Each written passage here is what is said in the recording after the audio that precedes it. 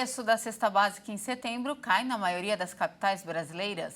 Brasil recebe primeira remessa de vacinas contra a varíola dos macacos. E você vai ver também. Horário eleitoral está de volta. Brasileiros têm mais 3 semanas para avaliar as propostas dos candidatos. Suspeita de paralisia infantil está sendo investigada no estado do Pará. Estados Unidos e Filipinas reforçam aliança com exercícios militares conjuntos. E tem também o Nobel da Paz, que premia ações pela democracia na Rússia, Ucrânia e Belarus. Essas e outras notícias você confere a partir de agora. Olá, boa tarde para você que nos acompanha. Seja muito bem-vindo a essa edição. Estamos ao vivo e agora 1h01 aí pelo horário de Brasília. Boa tarde, Dani. Boa tarde, Paty. Sextou, não é? Graças a Deus. Vamos juntos conferir o que é notícia no Brasil e no mundo nesta sexta-feira. Começamos com economia. O valor da cesta básica diminuiu na maioria das capitais pesquisadas em setembro. De acordo com dados do DIEESE, o destaque vai para o óleo de soja, o feijão e o leite, que tiveram os preços reduzidos. O valor dos produtos que compõem a cesta básica diminuiu em 12 das 17 capitais, onde o Departamento Intersindical de Estatística e Estudos Socioeconômicos realiza mensalmente a pesquisa nacional da cesta básica de alimentos. Entre agosto e setembro, as reduções mais importantes aconteceram nas capitais do Norte e Nordeste, em Aracaju, Recife, Salvador e Belém. Os aumentos foram registrados em Belo Horizonte, Campo Grande, Natal, São Paulo e em Florianópolis. São Paulo foi a capital onde a cesta básica apresentou o maior custo, seguida por Florianópolis, Porto Alegre e Rio de Janeiro. Nas cidades do Norte e Nordeste, onde a composição da cesta é diferente, os menores valores médios foram registrados em Aracaju, Salvador, João Pessoa e Recife. Os destaques vão para o óleo de soja, o feijão e o leite, que baixaram. Os preços do óleo de soja e do feijão carioquinha diminuíram em todas as cidades pesquisadas. O preço do leite integral diminuiu em 16 capitais e a única alta foi em Recife. A receita das exportações de carne de frango cresceu 13,6% em setembro, se comparado com o mesmo período de 2021. De acordo com a Associação Brasileira de Proteína Animal, o valor alcançado foi de cerca de 830 milhões de dólares. Segundo a associação, o volume exportado continua forte e acompanha a média do setor desde março. De janeiro a setembro, a receita com as exportações cresceu 31,1%, 5,8% acima do acumulado no mesmo período de 2021. Agora falamos de eleições. A propaganda eleitoral no rádio e na TV voltou hoje. Cada candidato à presidência vai ter aí 10 minutos para expor as propostas de seu governo. As emissoras devem reservar 25 minutos para cada cargo em disputa para veiculação durante a programação. O programa político dos candidatos ao cargo de governador em 12 estados e presidente da República deve ser exibido até o próximo dia 28, 2 dias antes da votação marcada para o dia 30. No caso dos concorrentes à presidência da República, Lula e Bolsonaro vão ter 10 minutos cada para expor suas propostas, de acordo com o Tribunal Superior Eleitoral. A propaganda na TV deve ser veiculada de segunda a sábado, da 1 à 1h10 e das 8h30 às 8h40. No rádio, a mídia dos presidenciáveis vai ser das 7 às 7h10 e do meio-dia ao meio-dia e 10. O primeiro candidato a se apresentar vai ser Lula, de acordo com a resolução do TSE, que estabelece como prioridade o candidato que obteve maior votação no primeiro turno. Depois, a sequência deve ser alternada a cada programa ou inserção. Nos 12 estados em que a disputa para governador vai ser definida no segundo turno, os respectivos planos de mídia devem ser aprovados pelos tribunais regionais eleitorais. Os candidatos podem veicular propaganda entre as 7h10 e 7h20 da manhã e meio-dia e 10 e meio-dia e 20 no rádio. Na televisão, o horário eleitoral será da 1h10 à 1h20 e das 8h40 às 8h50 da noite. A Corte Eleitoral informa também que as emissoras devem reservar de segunda a domingo 25 minutos para cada cargo em disputa, para a veiculação das inserções de 30 a 60 segundos ao longo da programação. E agora falamos sobre saúde. o Brasil recebeu a primeira remessa de vacinas contra a varíola dos macacos. A recomendação da Organização Mundial da Saúde é que esse lote seja para a realização de estudos. A remessa com 10 mil doses da vacina contra a varíola dos macacos faz parte do total de 50 mil doses compradas pelo governo brasileiro junto à Organização Pan-Americana de Saúde. Segundo recomendação da OMS, esse primeiro lote deve ser usado em estudos pela Fiocruz. O objetivo é gerar evidências quanto à efetividade e segurança do imunizante contra a varíola dos macacos. Essa vacina já é usada contra a varíola comum. Inicialmente vão participar dos testes grupos de indivíduos que tiveram contato prolongado com pessoas que contraíram a doença. Também devem participar pessoas em pré-exposição que fazem prevenção da doença e grupos de risco. Os próximos lotes devem ser entregues ainda este ano. De acordo com dados do Ministério da Saúde, o Brasil já ultrapassou 4 mil casos confirmados de varíola dos macacos. O Instituto de Estudos de Saúde Suplementar revelou a triste realidade das mulheres. Segundo dados apresentados, o número de mamografias realizadas por usuárias de planos de saúde caiu 10,6% entre os anos de 2016 e 2021 aqui no país. A queda foi muito acentuada em 2020 por conta da pandemia de Covid-19. É preciso atenção, uma vez que estamos no Outubro Rosa, que é o mês de conscientização sobre o câncer de mama. O Pará está investigando a suspeita de paralisia infantil em uma criança de 3 anos. Outras hipóteses diagnósticas não foram descartadas. A Secretaria de Estado de Saúde Pública do Pará notificou ao Ministério da Saúde sobre a suspeita de paralisia infantil em um menino de 3 anos do município de Santo Antônio do Tauá, no nordeste do estado. A suspeita se dá devido à detecção do poliovírus nas fezes do paciente, em exame realizado diante da apresentação de sintomas como paralisia nos membros inferiores. A criança começou a apresentar os sintomas em 21 de agosto com febre, dores musculares, mialgia e um quadro de paralisia flácida aguda, um dos sintomas mais característicos da poliomielite. Dias depois, perdeu a força nos membros inferiores e foi levada por sua responsável a uma unidade básica de saúde no dia 12 de setembro. Em comunicação de risco do Centro de Informações Estratégicas em Vigilância em Saúde, a Secretaria pondera que outras hipóteses diagnósticas não foram descartadas, como síndrome de Guillain-Barré. O Programa Nacional de Imunizações dispõe de vacinas seguras e eficazes que devem ser utilizadas para proteger crianças desde o primeiro ano de vida, já que a poliomielite não tem tratamento. A paralisia infantil teve seu último caso reportado no país em 1989 e no ano de 1994, o continente americano recebeu a certificação de área livre de circulação do poliovírus selvagem da Organização Pan-Americana da Saúde. O Ministério da Saúde atribuiu o caso de paralisia em criança a erro em esquema vacinal.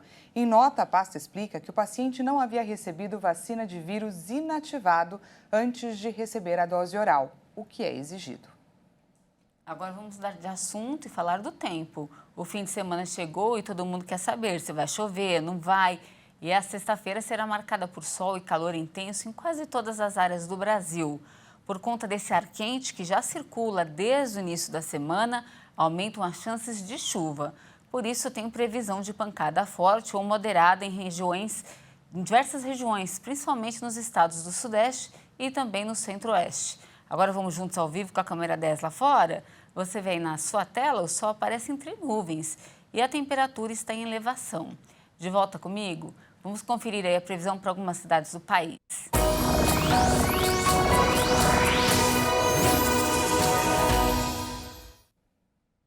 De olho aqui no nosso telão, a gente começa falando da capital do nosso Brasil, a cidade de Brasília, que vai registrar hoje um dia mais quente. A máxima prevista é de 29 graus, mas com previsão de chuva no período da tarde. No sábado, a temperatura aumenta um pouquinho, com máxima de 31 graus. Já no domingo, deve voltar a chover por lá e a máxima não vai passar aí dos 29 graus. Em Campo Grande, capital de Mato Grosso do Sul, o tempo vai ficar instável, com máxima de 27 graus. No sábado, tem previsão de calorão e a máxima pode chegar aos 32 graus. Já no domingo, o tempo volta a mudar, com máxima de 28 graus e previsão de chuva a qualquer hora do dia. Para finalizar, a gente volta a falar aqui da capital paulista. Choveu bastante nesta madrugada e a previsão é de que venha mais chuva por aí. A máxima prevista para essa sexta é de 26 graus. No final de semana, o tempo deve ficar um pouquinho mais abafado, com máxima de 27 graus no sábado e 28 graus no domingo. E veja a seguir, Estados Unidos e Filipinas reforçam a aliança com exercícios militares conjuntos. E tem também o Nobel da Paz, que premia ações pela democracia na Rússia, Ucrânia e em Belarus. Nós voltamos já!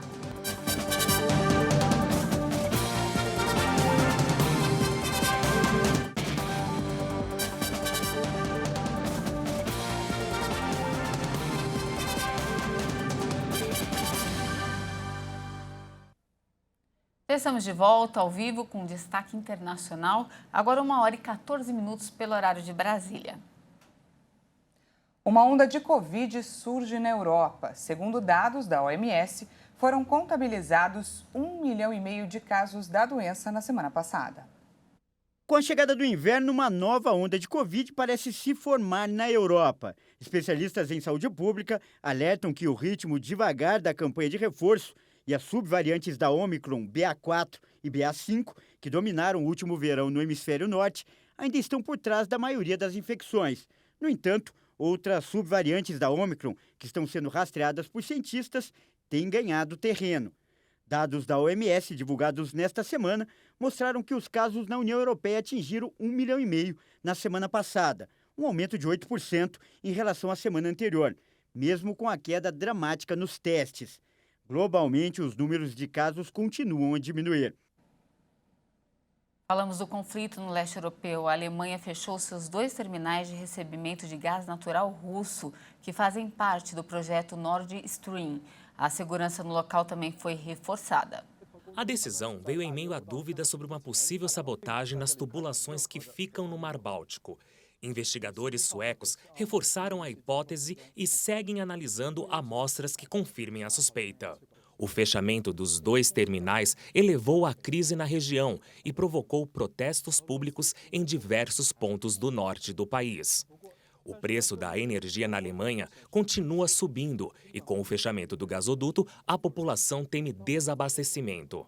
De acordo com uma pesquisa feita pela Federação das Indústrias da Alemanha, cerca de 10% das empresas de médio porte no país reduziram ou suspenderam sua produção devido ao aumento do preço do gás.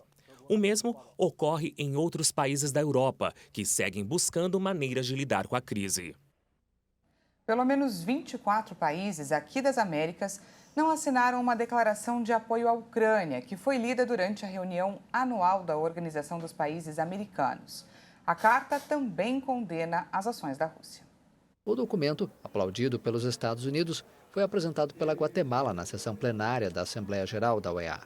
Apesar de ter sido lida durante o fórum, a declaração não constitui uma decisão da Assembleia. Intitulado Apoio Contínuo para o Fim da Agressão Russa na Ucrânia, o texto declara a renovada e enérgica condenação à invasão ilegal, injustificada e não provocada da Ucrânia. Além disso, destaca a preocupação imensa com a indiferença e o desprezo por parte da Federação Russa aos apelos da OEA para a retirada de suas forças militares da Ucrânia, dentro das fronteiras reconhecidas internacionalmente. A Assembleia começou na quarta-feira com um discurso em vídeo do presidente ucraniano Volodymyr Zelensky. O presidente pediu que apoiem seu país frente à invasão russa. Em março, a OEA pediu o fim de possíveis crimes de guerra na Ucrânia e no mês seguinte suspendeu a Rússia como observador permanente. Nessa sexta-feira, Estados Unidos e Filipinas reforçaram a aliança ao realizar exercícios militares em conjunto. As marinhas das Filipinas e dos Estados Unidos invadiram uma área rochosa disputada do Mar da China Meridional nesta sexta-feira, como parte de exercícios militares conjuntos envolvendo mais de 3.500 soldados. Estes são os primeiros exercícios navais realizados sob o mandato do novo presidente filipino, Ferdinand Marcos Júnior, que que expressou forte apoio à aliança entre Manila e Washington, em contraste com seu antecessor Rodrigo Duterte. As manobras Kamandag, que acontecem todos os anos, começaram na segunda-feira e vão até 14 de outubro na ilha filipina de Luzon. Um dos objetivos é melhorar a capacidade de defesa costeira das Filipinas. Cerca de 300 soldados participaram dos exercícios anfíbios desta sexta-feira em uma praia desabitada na província de Zambales, cerca de 240 quilômetros a leste de Barro de Manziloc. O anel de Recifes, rico em recursos pesqueiros, foi tomado das Filipinas pela China em 2012. Estamos nos preparando para qualquer ameaça mais cedo ou mais tarde, mas isso não está relacionado a nenhuma questão ligada às áreas do oeste ou norte. Anualmente, vamos conduzir esses exercícios bilaterais para capacitar nossa Marinha Filipina e as Forças Armadas Filipinas como um todo. As recentes manobras militares da China em torno de Taiwan, que Pequim reivindica como parte de seu território, soaram alarmes nos países que fazem fronteira com o Mar do Sul da China. Pequim reivindica sua soberania sobre quase todo o mar e as Filipinas, Vietnã, Malásia e Brunei também reivindicam partes dele. Na Tailândia, amigos e familiares das vítimas de um ataque em uma creche se reuniram nesta sexta-feira em frente ao local do crime. O país segue em luto após o massacre que tirou a vida de mais de 30 pessoas, incluindo crianças. A tristeza dos que perderam entes queridos é comovente. Eu nunca ouvi falar do atirador antes. Ele está infeliz ou estressado com alguma coisa? Porque ele fez isso com crianças inocentes que tinham a oportunidade de envelhecer no futuro. Eu não pensei que seria meu neto, rezei para que sobrevivesse, mas ele não sobreviveu. O autor do massacre, Pania Kamrab, matou pelo menos 36 pessoas, incluindo 23 crianças, além de sua esposa e filho, usando uma pistola 9mm e uma faca. A Polícia Nacional informou que o ex-sargento foi suspenso em janeiro e expulso em junho por uso de drogas. O assassino tinha uma audiência no tribunal marcada para esta sexta-feira, relacionada ao seu problema com entorpecentes. O primeiro-ministro Prayut Chan-o-cha visitou os sobreviventes em um hospital e ordenou uma investigação rápida. Este é um dos piores massacres ocorridos na Tailândia. O país tem um dos maiores números de armas em circulação no mundo, mas ataques como esses são raros. Bom, e agora a gente fala sobre mais um triste caso de violência, só que no futebol. Dessa vez lá na Argentina, né, Dani? Pois é, Paty, uma confusão envolvendo torcedores e a polícia terminou com uma morte em uma partida nessa quinta-feira. Um torcedor morto por parada cardíaca é o trágico balanço preliminar dos graves incidentes que causaram a suspensão do jogo entre Gimnasia e Esgrima e Boca Juniors na noite de quinta-feira no estádio Carmelo Zerillo, na cidade de La Plata. O jogo foi suspenso aos 9 minutos do primeiro tempo devido a graves distúrbios ocorridos fora do local que afetaram a disputa da partida. As autoridades do Hospital San Martín de La Plata confirmaram a morte de César Regueiro, de 57 anos, devido a uma parada cardíaca enquanto era transferido do estádio do Gimnasia para um posto de saúde.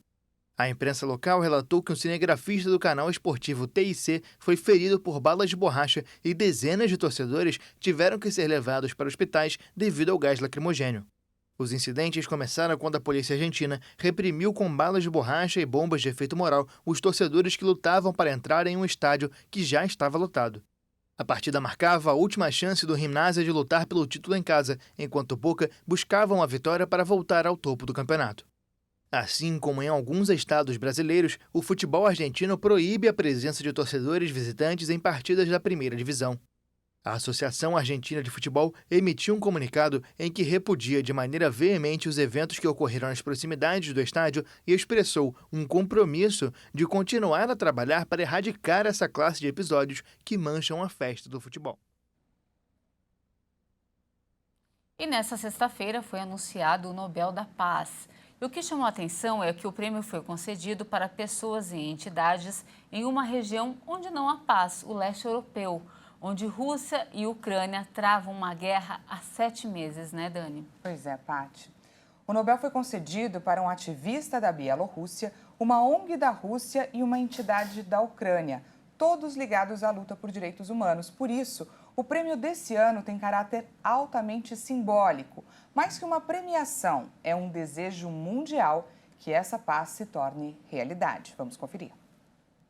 Com uma eleição altamente simbólica, o Prêmio Nobel da Paz foi atribuído nesta sexta-feira a um trio de representantes da sociedade civil da Ucrânia, Rússia e Bielorrússia, 3 dos principais atores do conflito ucraniano. O prêmio foi atribuído ao ativista bielorrusso preso Alex Bialyatsky, à ONG russa Memorial, que recebeu uma ordem de dissolução por autoridades russas, e ao Centro Ucraniano pelas Liberdades Civis. O Comitê do Nobel busca, com a premiação, enviar uma mensagem contra a guerra na Ucrânia, que mergulhou a Europa na mais séria crise de segurança desde a Segunda Guerra Mundial. We are in the midst of a war. We are talking about 2 authoritarian regimes and one. Estamos em meio à guerra, falando sobre 2 regimes autoritários e uma nação lutando uma guerra. Gostaríamos de ressaltar a importância da sociedade civil de cada cidadão que tem a responsabilidade e engajamento para promover outros valores além da agressão e da guerra. To promote other values than the values of aggression and war. Apesar disso, os 5 membros do Comitê do Nobel evitaram criticar diretamente o presidente russo Vladimir Putin, que iniciou a invasão da Ucrânia em 24 de fevereiro. A presidente do comitê também pediu a libertação de Alex Bialyatsky, presidente e fundador do Centro Viasna para a Defesa dos Direitos Humanos, preso desde 2021, depois de manifestações massivas no ano anterior contra a reeleição do presidente Alexander Lukashenko. O Centro Ucraniano para as Liberdades Civis intensificou os esforços para identificar e documentar crimes de guerra durante a invasão da Ucrânia. A organização Memorial, a maior em defesa dos direitos humanos na Rússia, recebeu a ordem de dissolução da Suprema Corte em dezembro de 2021. A presidente da Comissão Europeia, Ursula von der Leyen, afirmou que os premiados demonstram o verdadeiro poder da sociedade civil na luta pela democracia. O prêmio consiste em uma medalha de ouro, um diploma e uma quantia equivalente a mais de 4.700.000 reais a serem divididos entre os vencedores. A cerimônia de entrega vai ocorrer em Oslo, em 10 de dezembro, aniversário da morte do criador dos prêmios, o inventor e filântropo sueco Alfred Nobel, morto em 1896. Acabou nosso tempo, essa edição fica por aqui. Agradecemos demais a sua companhia. Uma ótima tarde para você. Até mais. Não se esqueça que daqui a pouco o Kleber Werneck chega com mais informações. É 1h50. Uma ótima tarde e bom fim de semana.